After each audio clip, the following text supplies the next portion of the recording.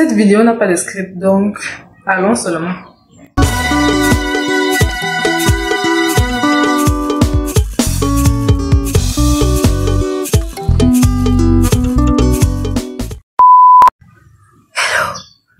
Bienvenue sur notre chaîne Evinji et la Muriel pour vous servir. J'espère que la forme elle est au top. Si ce n'est pas le cas, on tient le coup, ça ira forcément. Si c'est la première fois que tu vois mon visage sur YouTube, sache que cette chaîne est dédiée en grande partie à la mise en valeur de la culture africaine. Et quelquefois aussi, nous aurons à avoir des petites discussions à cœur ouvert. Pourquoi pas? Donc, ce sont des sujets qui t'intéressent. Je t'invite à t'abonner en cliquant sur la cloche de notification et en laissant un like. Justement, en parlant de petites conversations, aujourd'hui nous allons entrer dans la partie storytelling de la chaîne, dans la section talk, si je peux dire ça comme ça. Notamment en parlant de religion, ma religion qui est le bouddhisme. Restez connectés. Restez connectés, je suis sûre que vous allez apprendre plein de trucs aujourd'hui. Les raisons pour lesquelles je fais cette vidéo sont premièrement parce que je sais que plein de gens vont découvrir le bouddhisme au travers de cette vidéo, mais aussi j'espère pouvoir aider certaines personnes qui sont dans les situations qui trouvent peu communes à accepter cette situation et à vivre avec sans toutefois se sentir lésées ou bien rejetées. Donc, c'est un peu mon but à travers cette vidéo. Je vais peut-être commencer par expliquer ce qu'est le bouddhisme. Bien évidemment, c'est une religion, mais aussi c'est une philosophie de vie qui se base sur la foi, la pratique, l'étude, pour permettre justement à ces pratiquants de manifester dans leur vie un bonheur ultime. Et quand je parle de bonheur ultime, je ne parle pas de ce bonheur-là qui est conditionné par tous les événements heureux ou malheureux par lesquels on peut passer dans nos vies. Non, je parle beaucoup plus de ce sentiment de gratitude-là, donc la prise de conscience de tout ce qu'on a en fait, finalement, et la reconnaissance pour cela. Mais également la compréhension du fait que tu as la possibilité de changer ta vie, ta situation, ton environnement, tout ce qui est autour de toi, et tu es la seule personne habilitée à le faire, la seule personne finalement responsable de le faire. Donc, grosso modo, je dirais que c'est ça. Ok, c'est vrai, sûrement vous n'en connaissez pas beaucoup qui pratiquent justement ce bouddhisme-là, mais ici au Cameroun déjà, il y en a plein. La plupart du temps, il y a 3 réactions à chaque fois que je dis que je suis bouddhiste. Il y a la personne qui ne dit rien, donc qui n'a pas vraiment de questions à poser. Il y a l'autre qui est très ouvert, qui pose des questions pour essayer de mieux comprendre la chose. Et il y a la 3e personne qui pense que je suis possédée, que je suis dans la mauvaise voie.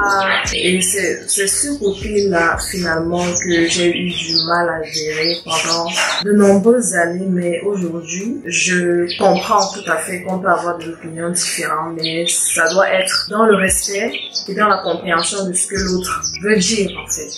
En réalité, pour que je puisse parvenir à ce sentiment d'acceptation-là, je passais par, disons, 3 autres étapes, qui sont premièrement l'étape où je n'en avais pas encore conscience, donc je n'avais pas encore conscience de ce que tout cela allait représenter, de comment les gens allaient finalement prendre ce que j'allais leur dire. Vous savez, et ça, c'était beaucoup plus quand j'étais encore plus petite. Vous savez, quand vous êtes encore petit, les parents font tout pour vous garder dans le cocon, pour vous éviter de prendre toutes les balles que la société pourrait vous jeter. Ensuite est venue la gêne, parce que moi je suis quelqu'un qui... je n'aime pas vraiment les débats religieux. Ce sont les choses qui finissent toujours au commissariat. Donc à chaque fois que j'en parle, c'est soit parce que nous sommes dans une situation précise qui requiert le fait que je dois en parler, ou alors on me pose la question tout simplement et j'y réponds. C'était assez dur parce que quand je l'annonçais et je voyais ce que la personne disait, j'avais juste envie de creuser un trou et de rentrer dedans. Je prenais pas ça avec délicatesse, je prenais ça personnellement, si je peux dire ça comme ça, mais personnellement sans affronter la personne, juste en ayant envie d'aller me cacher quelque part. Juste après l'étape de la compréhension, parce que j'ai commencé à comprendre que c'est ce à quoi je veux faire face, disons, pendant une bonne période de ma vie et que je dois y faire.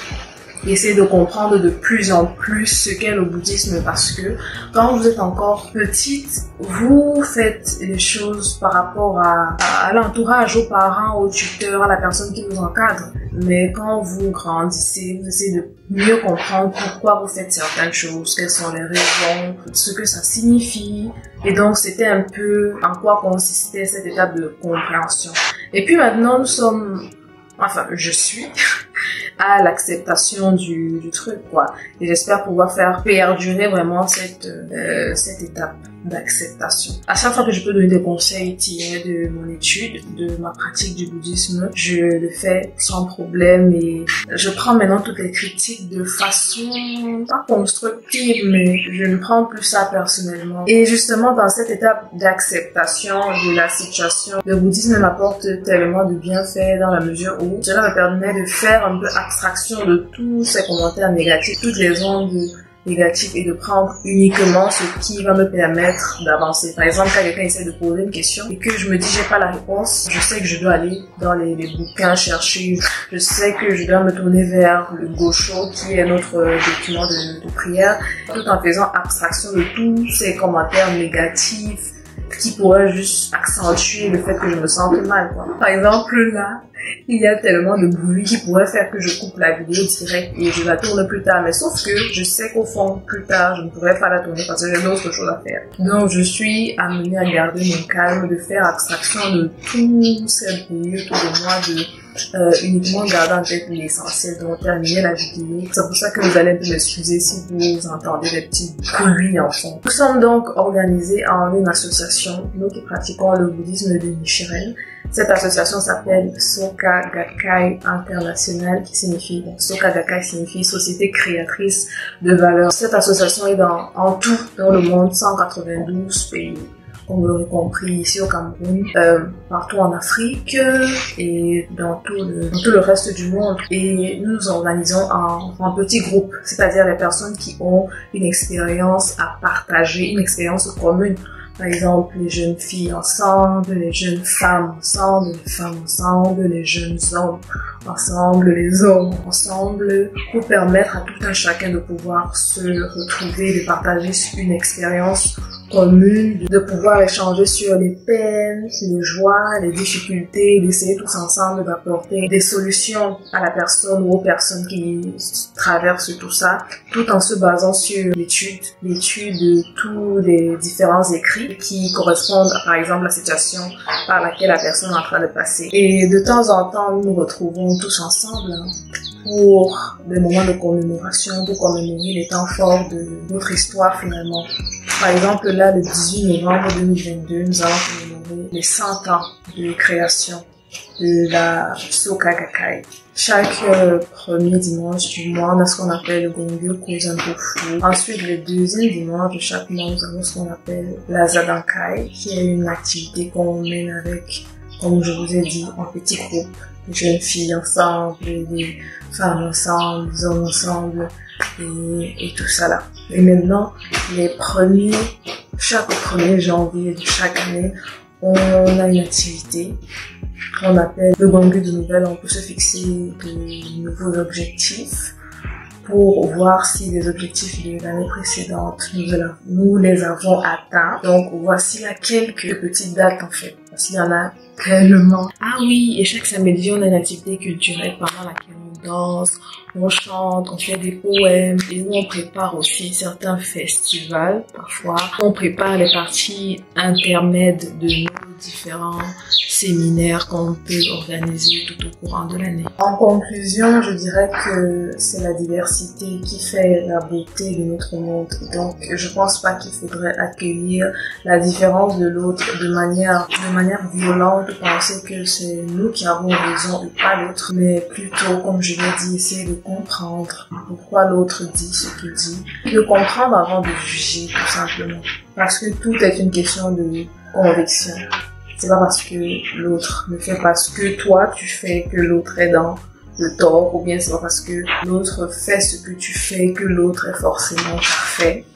Donc, ceci marque la fin de notre vidéo. J'espère vous avoir éclairé au sujet de cette religion encore mystérieuse pour certains. Donc, j'espère qu'au travers de cette vidéo, vous aurez appris plein de choses. Et si vous avez des questions, n'hésitez pas de m'en poser pour que je puisse mieux vous éclairer d'ici là. Portez-vous bien!